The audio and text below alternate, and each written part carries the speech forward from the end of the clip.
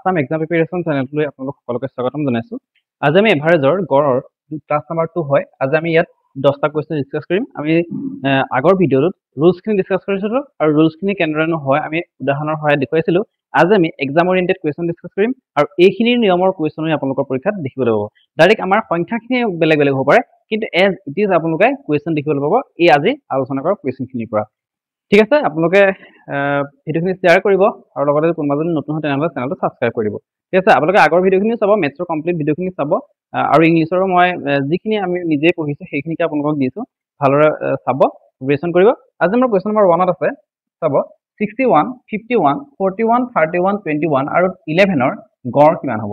ইয়াত চাব, কালি আমি ৰুলছখিনি পঢ়িছিলোঁই, তাৰ আমি মিক্সাৰকে কুৱেশ্যন আনিছোঁ। 61ৰ পৰা 51ৰ মাজৰ আমি গেপটো দেখিছোঁ, প্ৰত্যেকৰে মাজৰ গেপটো হৈছে কি 10 আছে, অৰ্থাৎ চেম আছে গেপটো। তেনেক্ষেত্ৰত আমি কি কৰিম? তেনেক্ষেত্ৰত আমি কৰিম যে প্ৰথম সংখ্যাটো আৰু শেষৰ সংখ্যাটোৰ যোগফলক আমি 2ৰে ডিভাইড কৰি দিম আৰু তেতিয়া আমাৰ সিহঁতৰ গড় মানটো ওলাই যাব। ঠিক আছে, বহুত চিম্পল হয়, আকৌ এইবিলাক যোগ কৰি থাকিবৰ কোনো প্ৰয়োজন নাই। ঠিক আছে, অৰ্থাৎ কিন্তু চাব লাগিব আমাৰ সিহঁতৰ গেপটো ঠিক আছে নাই। যদি গেপটো ঠিক নাই, আমি তেনেকুৱা এটা কুৱেশ্যন লৈছোঁ, আমি সেইটো চল্ভ কৰিম। এতিয়া চাব কি কৰিব, ইহঁতৰ যোগ কৰি দিব, যোগ কৰিলে কিমান হ'ব? 82 পাব। ঠিক আছে, 82 পাব আৰু লগতে তলত কি হ'ব? এইটো 82 নহয়, 72 হ'ব। ঠিক আছে, আৰু তলত 2 পাতিব আৰু 2য়ে যদি আমি এতিয়া 72ক যদি আমি কটাকটা কৰোঁ কিমান হ'ব? 36, অৰ্থাৎ 2 36 72, অৰ্থাৎ ইয়াৰ এনচাৰটো কি হ'ব? Option A 36। ইমান কম সময়তে ওলাই যাব আপোনালোকে চাব। মুঠতে এনেকুৱা ধৰণৰ থাকিলে আপোনালোকে প্ৰথমতে গেপটো চাব, গেপটো যদি ইকুৱেল হয় তেতিয়াহ'লে প্ৰথম সংখ্যাটো আৰু শেষৰ সংখ্যাটো যোগ কৰি পেলাই 2ৰে ডিভাইড কৰিব, তেতিয়া আমাৰ এনচাৰটো ওলাই যাব। ঠিক আছে, বহুত চিম্পল হয়। তাৰপিছত আৰু আপোনালোকে যদি ৰুলখিনি চোৱা নাই, ভালদৰে ৰুলখিনি চাই ল'ব, তেতিয়াহে আপোনালোকে এইখিনি ভালদৰে বুজি পাব। ঠিক আছে, এতিয়া কুৱেশ্যন নম্বৰ 2, এতিয়া 2ত চাব 55, 51, 56, 58, 61, 65, 70 আৰু 68। এতিয়া চাব, ইয়াত মই প্ৰথমতে লিখি লৈছোঁ বাৰু 55, 51, 56, কাৰণ আপোনালোকে পেপাৰখনত যিহেতু থাকিবই, আপোনালোকে নিলিখিলেও হ'ল, মই আপোনালোকক বুজাবৰ কাৰণেহে বস্তুটো লিখি লৈছোঁ। 58, 61, 65, 70 আৰু আছে কিমান? লাষ্টত আছে 68। টোটেল কেইটা আছে? 1 2 3 4 5 6 7 8, 8টা আছে। কিন্তু ইয়াত চাব, আমাৰ ইয়াৰ মাজৰ গেপটো হৈছে 4, কিন্তু ইয়াৰ মাজৰ গেপটো আপোনাৰ 5, ইয়াৰ মাজৰ গেপটো হৈছে কিমান? 2, অৰ্থাৎ সিহঁতৰ গেপটো হয়, গেপটো কোনো খেলিমেলি, অৰ্থাৎ খেলিমেলিকে আছে, অৰ্থাৎ চেম নাই, 1 নম্বৰ কুৱেশ্যনটোৰ নিচিনাকে নাই। তেনেক্ষেত্ৰত কি কৰিব? ইহঁতৰ এই গোটেই কেইটাৰ ওচৰ পাজৰ এটা সংখ্যা ল'ব। এতিয়া চাওক 55 আছে, 56 আছে, 58 আছে, 61, 65, 70, 68, সিহঁতৰ গোটেইখিনিৰে একেবাৰে ওচৰ পাজৰ হোৱাকৈ এটা সংখ্যা ল'ব, আমি সেইটো 60 ল'লোঁ। কাৰণ আমাৰ 51 বা 55, 56ৰ মাজমানতে 62 পৰে, বা 68, 70 সিমানৰ মাজমানতে 62 পৰে, অৰ্থাৎ এটা গোটা সংখ্যা ল'ব। 55 বা 60 বা যদি বেলেগ বেলেগ সংখ্যা থাকে 80, 100, 90, সেই তেনেকুৱা ধৰণৰ গোটা সংখ্যা এটা ল'ব, প্লাছ কৰি দিব। প্লাছ কৰাৰ পাছত ইয়াত কিমানটা সংখ্যা আছে চাব, কেইটা সংখ্যা আছে? 8টা আছে, তলত 8টো লিখি দিব। এতিয়া কি কৰিব? এই 60 যে সংখ্যাটো ল'লে, এই 60 সংখ্যাটোৰ পৰা এই প্ৰত্যেকৰ ডিফাৰেঞ্চটো কিমান সেইটো চাব। এতিয়া চাব, 60তকৈ এই 55টো কিমান সৰু? 5 সৰু, গতিকে -5 লিখিব। ঠিক আছে, 60তকৈ এই 51টো কিমান সৰু? 9 সৰু, -9 লিখিব। 60তকৈ 56টো কিমান সৰু? 4 সৰু, -4 লিখিব। 60তকৈ 58টো সৰু হয়, কিমান সৰু? 2 সৰু, -2 লিখিব। 60তকৈ কিন্তু 61টো ডাঙৰ, কিমান ডাঙৰ? 1 ডাঙৰ, গতিকে ডাঙৰ হ'লে কি হ'ব? +1 লিখিব। তো আকৌ এই 60তকৈ 65টো কিমান ডাঙৰ? 5 ডাঙৰ, গতিকে +5 লিখিব। আৰু 60তকৈ 70টো কিমান ডাঙৰ? 10 ডাঙৰ, প্লাছ আকৌ 60তকৈ 68টো 8 ডাঙৰ। ঠিক আছে, এতিয়া কি কৰিব? এই 60টো থাকিবই, প্লাছ এয়া চাব, এই চেম যিটো নিগেটিভ চাইন আছে গোটেইখিনি একেলগে যোগ কৰি দিয়ক। 9 × 14, 14 × 4 18, 19 20 হ'ল। ঠিক আছে, এইটো নিগেটিভ। আৰু এইকেইটা যোগৰ কেইটা গোটেইকেইটা একেলগে যোগ কৰি দিয়ক, কিমান হ'ব? 5 × 6, 8 × 14, 14 × 10 24 হ'ল। অ'কে, এইকেইটা প্লাছৰ, এইকেইটা মাইনাছৰ। এতিয়া 24টো প্লাছৰ, 20টো মাইনাছৰ, গতিকে এটা যদি পজিটিভ থাকে, এটা যদি নিগেটিভ থাকে, আমি যোগ দিওঁ কেনে কৰিম? ডাঙৰটোৰ পৰা সৰুটো বিগ কৰি দিম। কিমান হ'ব? 24ৰ পৰা যদি 20 যায় কিমান হ'ব? 4 হ'ব, আৰু তলতটো আমাৰ 8টো আছেই। ঠিক আছে, এতিয়া চাব, 4য়ে 8ক কেইবাৰ গ'ল? 2বাৰ গ'ল, অৰ্থাৎ ওপৰত থাকিলে 1, তলত থাকিলে 2। 60 প্লাছ, এতিয়া 2য়ে যদি আমি 1ক হৰণ কৰোঁ মানে হাফ মানে কিমান? 0.5। অ'কে, অৰ্থাৎ 60 + 0.5 মানে কিমান? 60.5। এতিয়া মই আপোনালোকক ধুনীয়াকৈ এনেদৰে বুজাইছোঁ কাৰণে দেৰি লাগিছে, কিন্তু এইটো আমাৰ বেছি সময় নালাগে, 40 ছেকেণ্ড বা 1 মিনিটৰ ভিতৰত যদি কৰে আপোনালোকৰ ওলাই যাব। ঠিক আছে, গতিকে ইয়াৰ এই সংখ্যাকেইটাৰ এভাৰেজটো কিমান হ'ব? 60.5, অৰ্থাৎ অপশ্যন আমাৰ ডি। ঠিক আছে, যদি এনেকুৱা ধৰণৰ কুৱেশ্যন আপোনালোকক লাগে তেতিয়াহ'লে টেলিগ্ৰামত জইন কৰিব মই কুৱেশ্যনৰ PDF আকাৰে আপোনালোকক দি দিম আৰু যদি এইটো ভালদৰে বুজি পোৱা নাই আকৌ এবাৰ বেক হৈ পেলাই আপোনালোকে চাব নিশ্চয় বুজি পাব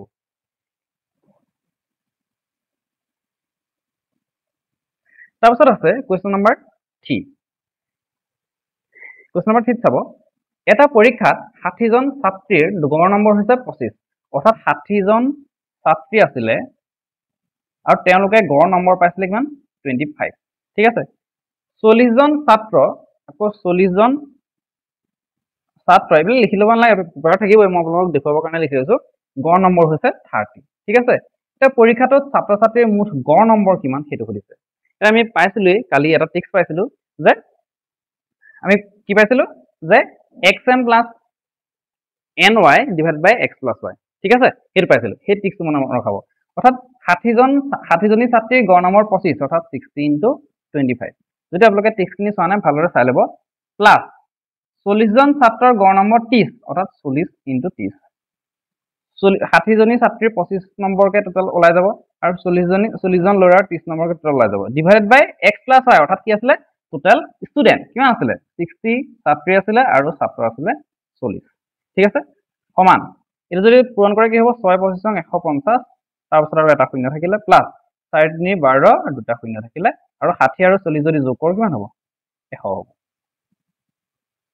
1500 আৰু 1200 যদি আমি যোগ কৰোঁ কিমান হ'ব 2700 হ'ব আৰু তলত থাকিব 100 আৰু 100 এই শূন্য শূন্য আৰু এই শূন্য দুটা আৰু এই দুটা শূন্য কাট গ'ল কি থাকিলে 27 ঠিক আছে এইটো পইণ্ট হৈ গৈছে 27 অৰ্থাৎ মুঠ ছাত্ৰ ছাত্ৰীৰ যেটো গড় নম্বৰ সেই গড় নম্বৰ হৈছে 27 অৰ্থাৎ অপচন সি ঠিক আছে নিশ্চয় বুজি পাইছে যদি বুজি পোৱা নাই ভালদৰে চাব আৰু আগৰ ৰুলখিনি ভালদৰে চাই ল'ব আগৰ ভিডিঅ'ত 4 ইয়াত কৈছে যে এজন ছাত্ৰৰ 4টা বিষয়ত পোৱা গড় নম্বৰ 75 অৰ্থাৎ 4টা বিষয়ত পোৱা নম্বৰ গড় নম্বৰ হৈছে 75 ওকে এটা বিষয়ত মানে আমি 75 কে ধৰিলে 4টা বিষয়ত কিমান হ'ব টোটাল এটো উলিয়াই ল'ব লাগিব যদি ইংৰাজী বিষয়ত নম্বৰ যোগ কৰা হয় তেন্তে গড় নম্বৰ হয় 70 অৰ্থাৎ ইংৰাজী বিষয় অৰ্থাৎ ইয়াৰ লগত আকৌ ইনক্লুড কৰিলে ইংৰাজী বিষয় টোটাল কিটা হ'ল 5টা সাবজেক্ট হ'ল তেতিয়া সিহঁতৰ সেই সাবজেক্ট কিটা টোটাল 5টা সাবজেক্টৰ গড় নম্বৰ হৈ গৈ 70 ঠিক আছে তেতিয়াহ'লে ছাত্ৰজনে ইংৰাজী বিষয়ত পোৱা নম্বৰ কিমান অৰ্থাৎ প্ৰথমতে 4টা সাবজেক্টত 75 পাইছিলে গড় আৰু যেতিয়া ইংলিশটো জয়েন কৰিলে 5টা সাবজেক্ট হ'ল নহয় তেতিয়া গড় নম্বৰ 70 অৰ্থাৎ গড় নম্বৰটো কমি আহিলে তেনে ক্ষেত্ৰত সেই ইংৰাজী বিষয়টো যেটো নতুনকৈ সংযোগ হৈছিল সেই বিষয়টোত কিমান নম্বৰ পাইছিলে হেতু উলিয়াব লাগে তেনেহলে কি কৰিব চাব 5টা সাবজেক্টত 70 নম্বৰকে পাইছিলে অৰ্থাৎ এটা সাবজেক্টত যদি 70 নম্বৰ হয় মানে গড়টো হলে তো 5টা সাবজেক্টত 5ৰ লগত সেই গড় নম্বৰটো পূৰণ কৰি দিলে টোটাল 5টা সাবজেক্টৰ টোটাল মুঠ মাৰ্কটো ওলাই যাব তেতিয়া হলে সেই ইংৰাজীটো ইয়াত সোমাই আছে অৰ্থাৎ ইংৰাজীৰ সৈতে গোটেই 5টা সাবজেক্টৰ এভাৰেজটো 70 গতিকে আমি সেই 5টা সাবজেক্টৰ যদি আমি 70 টো পূৰণ কৰি দিওঁ তেতিয়াহলে গোটেই সাবজেক্টৰ টোটাল মুঠ মাৰ্কসটো ওলাই যাব তাৰপৰা যদি আগৰ সেই 4টা সাবজেক্টৰ গড় মানটো যিমান আছিল সেই তাক যদি আমি পূৰণ কৰি পেলাই বিয়োগ কৰি দিওঁ তেতিয়াহলে আমাৰ নতুন মাৰ্কসটো ওলাই যাব ঠিক আছে যদি এই কোন কিমান হ'ব 5 7 35 0 300 ওকে অৰ্থাৎ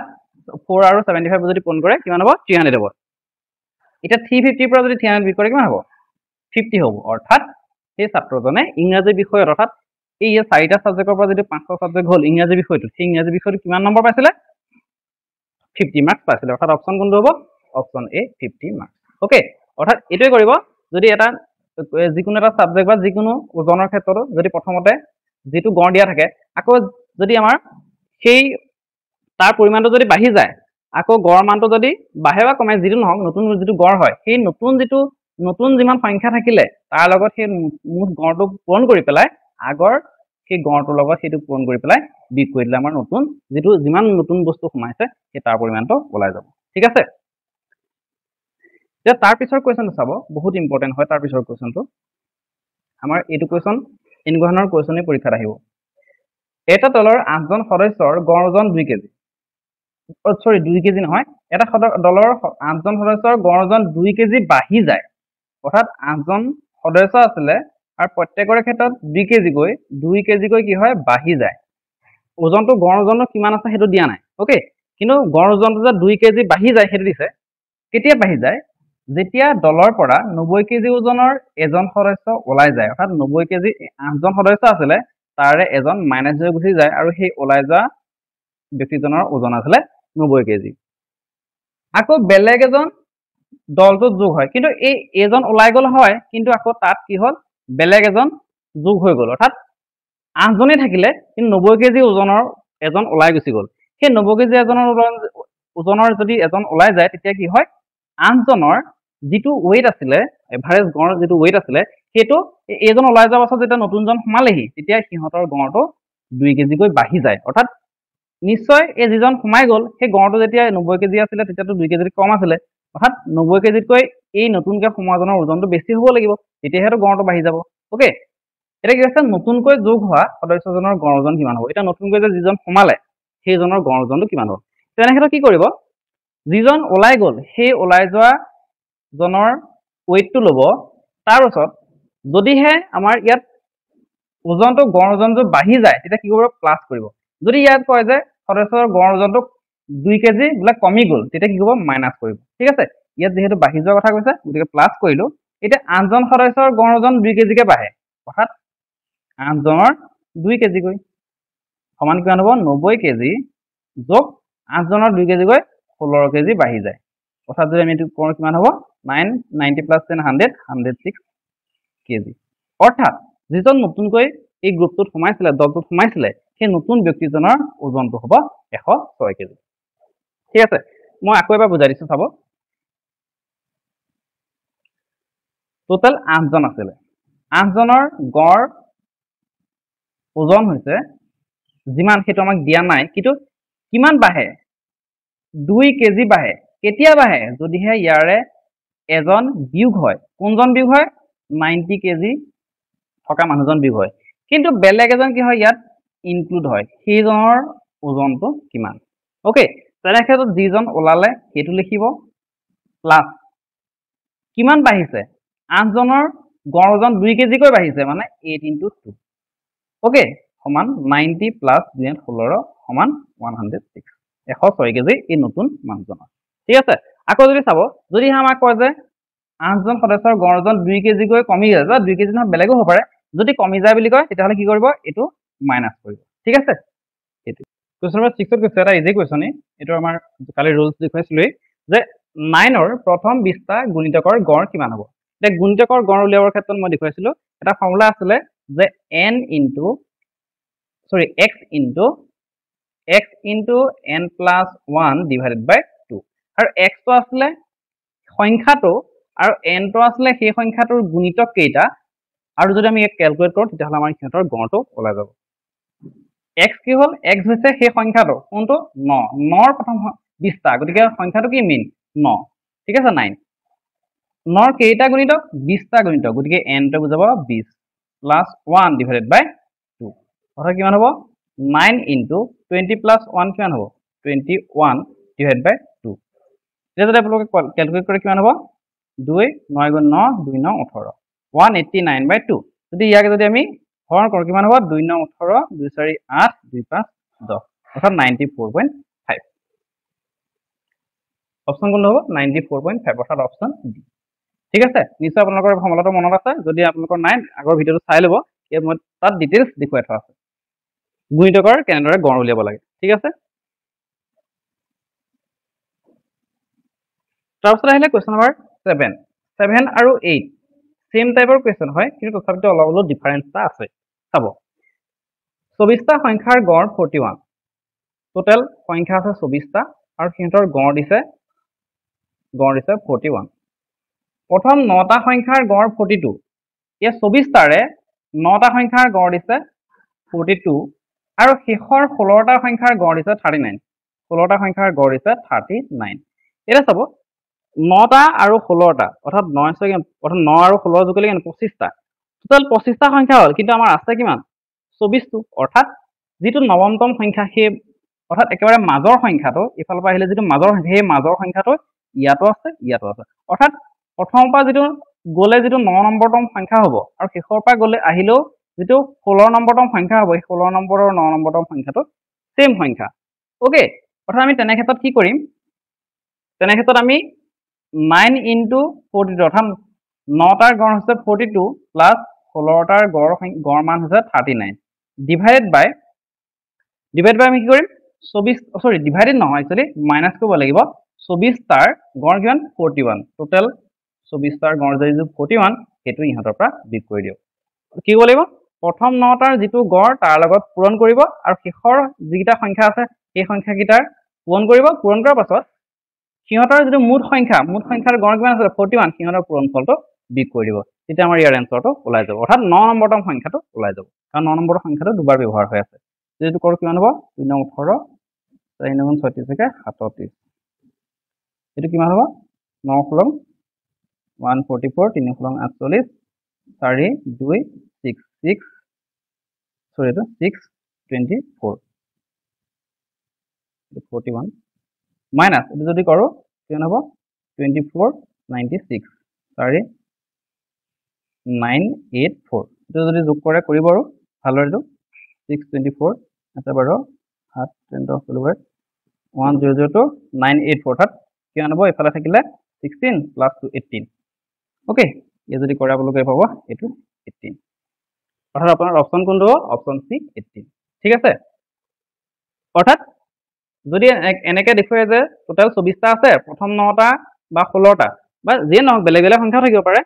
9টা আৰু 16টা যোগ কৰি চাব যে 25 ওলালে অৰ্থাৎ বা এই সংখ্যাটোৰ যোগফল যদি মুঠতকৈ বেছি হয় এক বেছি হয় তেতিয়া কি কৰিব সেই প্ৰথম সংখ্যা যিমানটা আছে তাৰ গড়টোৰ লগত পূৰণ কৰি শেষৰ যিমানটা সংখ্যা আছে তাৰ গড়টোৰ লগত পূৰণ কৰি পেলাই একেবাৰে টোটাল যিটা সংখ্যা আছে সেই তাৰ গড়টো পূৰণ কৰি পেলাই বিয়োগ কৰি দিব অৰ্থাৎ প্ৰথম গিটাৰ যোগ কৰি পেলাই টোটাল এই মুঠ যিটো সংখ্যা আছে তাৰ গড়টো পূৰণ কৰি পেলাই বিয়োগ কৰি দিলে আমাৰ এনসাৰটো ওলাই যাব অৰ্থাৎ 9 নম্বৰ সংখ্যাটো ওলাই যাব ঠিক আছে কোৱেশ্চন নম্বৰ এইটোত চাব আমাৰ এই যেটো আমাৰ 7 নম্বৰ যেটো কোৱেশ্চন এই 7 নম্বৰ কোৱেশ্চনৰ সৈতে এটো সেম হয় কিন্তু অলপ এটা ডিফাৰেন্স আছে চাব এটো ইয়াত কৈছে 16টা সংখ্যাৰ গড় 23 16টা সংখ্যাৰ গড় দিছে 23 ওকে প্ৰথম 7টাৰ এই 16টাৰে প্ৰথম 7টাৰ গড় দিছে কিমান 21 আৰু শেষৰ 8টাৰ গড় দিছে কিমান 24 এটা চাব প্ৰথম এফালৰ পৰা গৈ পেলাই 7টা আৰু সিফালৰ পৰা গৈ পেলাই 8টা ওকে এতিয়া 8 কিমান হল 15টা হল ওকে 15টা হল অৰ্থাৎ ইয়াৰ যেটো একেবাৰে মাজৰ সংখ্যা সেই মাজৰ সংখ্যাটো গড়টো আমাক দিয়া নাই ওকে অৰ্থাৎ এই মাজৰ সংখ্যাটো আমি এক্সট্ৰাকে আছে হেতু উলিয়াব লাগে কিন্তু ইয়াৰ আগৰ কোৱেশ্চন কি আছিল সিহঁতৰ প্ৰথমতে কিমান আছিল এই কোৱেশ্চনটো চাব প্ৰথম 9টা সংখ্যা দিছে আৰু সেইফালৰ পৰা এফালৰ পৰা আহি পেলাই আকৌ কি হল 16টা সংখ্যা দিছে অৰ্থাৎ 9 6 অৰ্থাৎ 9 16 কিমান 25 কিন্তু আছে সংখ্যা 24 মানে ইয়াত 9 নম্বৰটো আৰু 16 নম্বৰ সংখ্যাটো সেম আছিল ওকে অৰ্থাৎ দুইটাতে সোমাই আছিল হেতু কাৰণে আমি কি কৰিলো সিহঁতৰ এই 9টাৰ যেটো গড় আৰু 16টাৰ যেটো গড় সিহঁতৰ পূৰণ কৰি পেলাই যোগ কৰি মুঠ গড়টোৰ লগত কি কৰিলো বিয়োগ কৰি দিলো তেতিয়া আমাৰ এই বাঢ়ি থকা এই সংখ্যাটো ওলাই যাব ঠিক আছে কিন্তু ইয়াত কি হল ইয়াত আমাৰ দেখিলো যে ইয়াত এই 7টা আছে আৰু 8টা আছে কিন্তু সেই মাজৰ সংখ্যাটো আমাক দিয়া নাই সেই সংখ্যাটো উলিয়াব লাগে অৰ্থাৎ 8তম অৰ্থাৎ 7ৰ পাছৰ যেটো অষ্টম সংখ্যা এই অষ্টম সংখ্যাটোৰ উলিয়াব লাগে তেনেহলে কি কৰিম তেনে ক্ষেত্ৰত আমি যেটো ইয়াত কমি আছে হেতু কাৰণে মুঠ যেটো সংখ্যা তাৰ যেটো গড় তাৰ লগত পূৰণ কৰিম আৰু সিহঁতৰ এই ইহঁত দুটাৰ যেটো গড় অৰ্থাৎ প্ৰথম 7টাৰ টোটাল 21 কে আমাৰ যিমান নম্বৰ হ'ব প্লাস শেষৰ 8টাৰ 24 কে যিমান হ'ব তাৰ যোগ কৰি পেলাই মুঠৰ পৰা বিয়োগ কৰি দিলে হৈ গ'ল এটা যদি আপোনালোকে পূৰণ কৰে এটো কিমান হ'ব 3 ফলং 48 আৰু 2 ফলং 32 অৰ্থাৎ 368 মাইনাস 7 2014 প্লাস এই যদি করো 32 192 ঠিক আছে এটা যদি যোগ এটা 368 এটা যদি যোগ করে কিমান হবে 57 অর্থাৎ 339 সরি এটা মাইনাস এটা 360 এর পাছত 339 যদি মাইনাস করে কিমান হবে এই থাকিব 29 ওকে অর্থাৎ অপশন কোনটো হ'ব অপশন সি 29 গতিকে এনেকুৱা ধৰণৰ কোৱেশ্চন আহে একদম যিখিনি কমন কোৱেশ্চন মই সেইখিনি দি আছো আৰু যোৱাবাৰ বা তাৰ আগৰ যিখিনি কোৱেশ্চনৰ পৰা সেইখিনি কোৱেশ্চনৰ পৰা চাই মেলি আপোনালোকক কোৱেশ্চনখিনি দি আছো এনেকুৱা কোৱেশ্চনে দেখিবলৈ পাব গতিকে ভালদৰে বুজি ল'ব এতিয়ালে কোৱেশ্চন নম্বৰ 9 ইয়াত কৈছে যে এজন ছাত্ৰই তেওঁৰ নম্বৰ 69ৰ ঠাইত ভুলতে 94 পাতিলে অৰ্থাৎ এজন ছাত্ৰই কি হ'ল তেওঁৰ নম্বৰ 69 আছিলে কিন্তু ভুলতে পাতিলে 94 অৰ্থাৎ এটো হৈছে ভুল আৰু এটো হৈছে শুদ্ধ মাৰ্ক যাৰ ফলত শ্ৰেণীটোৰ মুঠ ছাত্ৰৰ গড় নম্বৰ 1.25 বৃদ্ধি হ'ল অৰ্থাৎ সিহঁতৰ টোটাল যেটো গড় নম্বৰ 1.25 প্লাস হৈ গ'ল ওকে টোটাল ছাত্ৰ ছাত্ৰীসকলৰ গড় নম্বৰ 1.25 প্লাস হৈ গ'ল তাহলে শ্ৰেণীটোত থকা মুঠ ছাত্ৰ ছাত্ৰীৰ সংখ্যা কিমান হেতু উলিয়াব গৈছে তেনে ক্ষেত্ৰত কি কৰিব ইয়াতো আমাৰ টোটাল ছাত্ৰ ছাত্ৰীৰ টোটেল গড়টো দিয়া নাই তেনেহ'লে কি কৰিব যিমান বৃদ্ধি হ'ল কি কৰিব সেই ভুলতে পতা যিটো সংখ্যা আছিলে আৰু যিটো ৰিয়েল নাম্বাৰ আছিলে সিহঁতৰ যিটো ডিফাৰেন্স সেই ডিফাৰেন্সটোক হৰণ কৰি দিব সিহঁতৰ ডিফাৰেন্স কিমান 69 পৰা যদি আমি 94 ডিফাৰেন্সটো চাওঁ 94 যদি 69 ডিভ কৰোঁ তেতিয়াহ'লে হ'ব 25 এতিয়া 1.25 অৰ্থাৎ সিহঁতৰ যিটো বৃদ্ধি হ'ল বা যদি আপোনালোকৰ মোৰ ছাত্ৰ ছাত্ৰীৰ গড় নম্বৰটো যদি বৃদ্ধি হ'ল ঠাইত যদি আমাৰ হ্ৰাস হ'ল বুলি দিয়ে অৰ্থাৎ কমি যায় যিটো সংখ্যা কমিলেও বৃদ্ধি হ'লেও সেই যিটো কমিলে বা বাঢ়িলে সেই গড় নম্বৰটোৱে টোটেল ইহঁতৰ যিটো ডিফাৰেন্স সেই ডিফাৰেন্সটোক হৰণ কৰি দিব যদি আমি এইটোক হৰণ কৰোঁ তেতিয়া চাব 1.25 আছে ইয়াক যদি আমি দশমিকটো আঁতৰাবলৈ হয় কি কৰিব লাগিব দশমিকটো দুটা সংখ্যাৰ দুটা অংকৰ আগত আছে তেনে ক্ষেত্ৰত কি কৰিব লাগিব ইয়াৰ দশমিকটো উঠি যাব তেতিয়া আমি কি কৰিম ওপৰত 100ৰে পূৰণ কৰি দিব লাগিব ঠিক আছে এতিয়া যদি আমি কেলকুলেট কৰোঁ 25 আমি যদি চাওঁ 5 25 125 আকৌ 5 যদি আমি 100 কটাকটি কৰোঁ কিমান হ'ব 20 হ'ব অৰ্থাৎ আমাৰ টোটেল ষ্টুডেণ্ট হ'ব কিমান 20 জন অৰ্থাৎ সেই শ্ৰেণীটোত 20 জন ছাত্ৰ ছাত্ৰী আছিলে ঠিক আছে এতিয়া আহিলে কুৱেশ্যন নম্বৰ 10 বহুত এটা ইম্পৰ্টেণ্ট কুৱেশ্যন হয় এইটোৰ লগত অলপমান ৰিলেটেডে হয় কিন্তু ইয়াত আমাৰ মুঠ সংখ্যা বা ইয়াত ছাত্ৰ ছাত্ৰীৰ সংখ্যাও দিয়া নাছিলে ইয়াত মুঠ সংখ্যাৰ লগতে গড় মান দিয়া আছে আৰু লগতে ইয়াত কোনটো সংখ্যাৰ ভুল বা কোনটো সংখ্যা ভুলতে বহুৱা হ'ল সেইটো দিয়া আছে কিন্তু ইয়াত আমাৰ মুঠ নম্বৰ দিয়া নাছিলে মুঠ ছাত্ৰ ছাত্ৰীৰ সংখ্যাও দিয়া নাছিলে আৰু লগতে মুঠ গড় মানো দিয়া নাছিলে তেনে ক্ষেত্ৰত কিমান বৃদ্ধি হ'ল বা হ্ৰাস হ'ল কি সিহঁতৰ ডিফাৰেন্সটো গ্ৰহণ কৰিব লাগিব কিন্তু এইটো ক্ষেত্ৰত অলপ বেলেগ হ'ব এইটো ক্ষেত্ৰত আমি কালি ৰুলছখিনি দেখুৱাইছিলোঁ তাৰ মতে কৰিলেই হ'ল অৰ্থাৎ 19টা সংখ্যাৰ গড় আছে 8.5 অৰ্থাৎ 19টা সংখ্যাৰ যিটো গড় মান 8.5 সেই 8.5টো ইয়াত বহুৱাই দিব ঠিক আছে প্লাছ যদি এটা সংখ্যাৰ 63 ঠাইত 25 পাতিলে অৰ্থাৎ যিটো ৰিয়েল নাম্বাৰ আৰু যিটো ভুলতে পতা নম্বৰ সেই নম্বৰ দুটাৰ ডিফাৰেন্সটো চাব 63 মাইনাছ 25 ডিভাইডেড বাই টোটেল আমাৰ সংখ্যা কেইটা আছিলে 19টা সেই 19টো কি কৰিব তলত বহুৱাই দিব কালি আমি দেখুৱাইছিলোঁ সেই কালি অৰ্থাৎ যিটো আগৰ ভিডিঅ' আছিলে সেই ভিডিঅ'টো চাব m plus x minus y n সেই তেনেকুৱাকৈ এটা ফৰ্মুলা আছিলে বা x মাইনাছ y মই a দেখুৱাইছিলোঁ a আৰু b অৰ্থাৎ এইটো ভুলতে পতা আৰু এটা ৰিয়েল যিটো মাৰ্কছ সেইটো আৰু তলত মুঠ সংখ্যাটো আৰু লগতে এইফালে যিটো ভুলতে যিটো গড় মান ওলালে সেইটো অ'কে যদি নাই চোৱা আগৰ ভিডিঅ'টো চাই ল'ব ধুনীয়াকৈ বুজি পাব এতিয়া ভুলতে ওলোৱা গড় মানটো প্লাছ সংখ্যা দুটা যি দুটা এটা শুদ্ধ মান আৰু এটা ভুল মান সিহঁতৰ ডিফাৰেন্সটো ডিভাইডেড বাই মুঠ সংখ্যা ঠিক আছে 8.5 প্লাছ 63 পৰা যদি আমি 25টো বিয়োগ কৰোঁ কিমান পাম 13 5 গ'ল 8 ইয়াত থাকিলে 5 পৰা 2 গ'ল 38 ডিভাইড বাই 19 ঠিক আছে এতিয়া যদি আমি কৰোঁ 19 চাব 38 দুবাৰ যাব 8.5 প্লাছ এইফালে কি থাকিলে 2 থাকিলে 8.5 প্লাছটো কিমান হ'ব 10.5 অৰ্থাৎ যিটো শুদ্ধ গড় মান আছিলে সেইটো আছিলে 10.5 অ'কে এনেকুৱা ধৰণৰ কুৱেশ্যন আহিব আপোনালোকে ভালদৰে চাব আৰু যদি এভাৰেজৰ ভিডিঅ' দিব লাগে তেতিয়াহ'লে কমেণ্ট বক্সত জনাব আৰু এইখিনি প্ৰেক্টিছ কৰিব আৰু টেলিগ্ৰামত জইন কৰি ল'ব এই কুৱেশ্যনখিনিৰ মই PDF হিচাপে দি দিম